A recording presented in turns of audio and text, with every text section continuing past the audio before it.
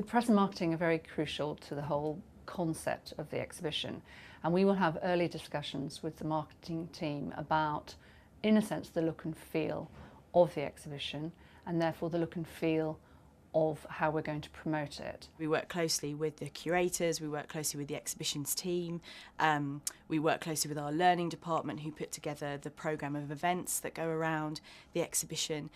So really we work with most departments. We have a in-house design team who sometimes will design our marketing materials for us, so we work very closely with them. And then externally, we also have lots of partners, so we have a media buying agency, we have design people we work with, we have distribution companies and printers, so it's a whole network of people would work on an exhibition campaign. We're not necessarily always working directly with each other. I think we're all involved in a particular steering group meetings about exhibitions. They're called exhibition project management meetings here.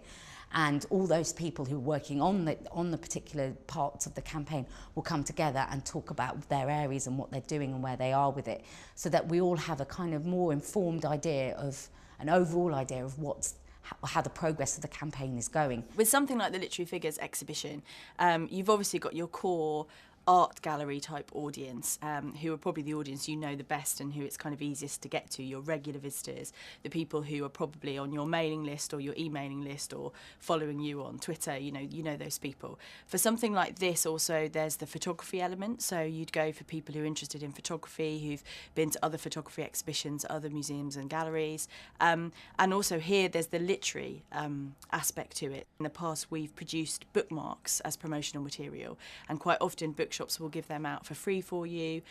So there's all kinds of things, and then you'd look at the different authors who are featured and see what's kind of around. I mean, we had an exhibition a few years ago about Shakespeare, so we did work with the RSC and lots of other Shakespeare-related organisations. So I think there's a lot you could do with that exhibition. There's a wealth of different things you could do.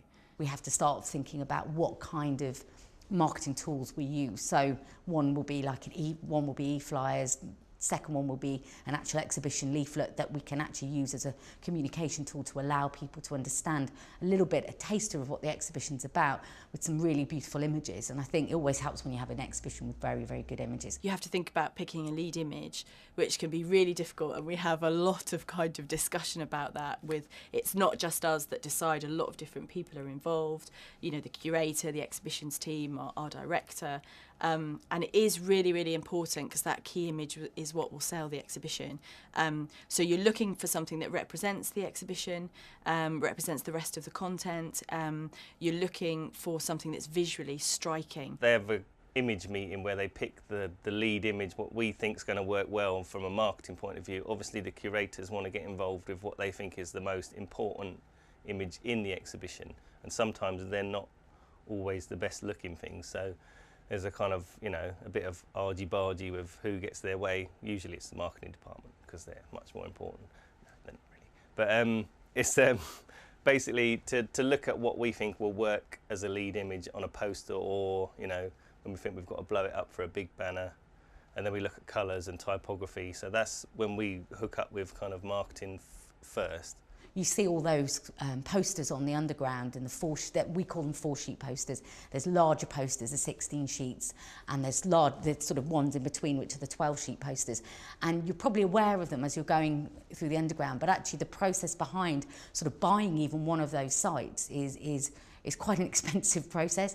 So we have to be very aware of our budgets and what we can achieve within that. With underground posters, on average, the ones along the corridors, people look at for 3 seconds.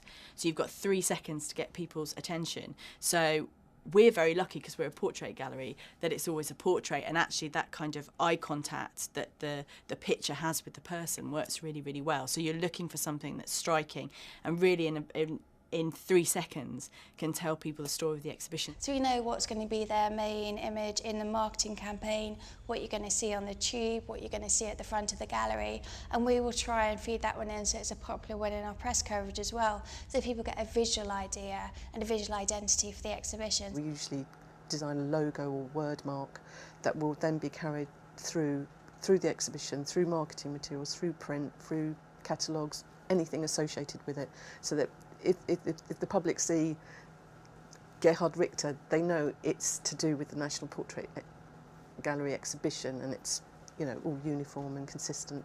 And so once that's established, then we do say, okay, this is the colour, this only appears in grey, or this only appears in red, whatever it is, and we all try to consistently use that colour throughout everything that we do.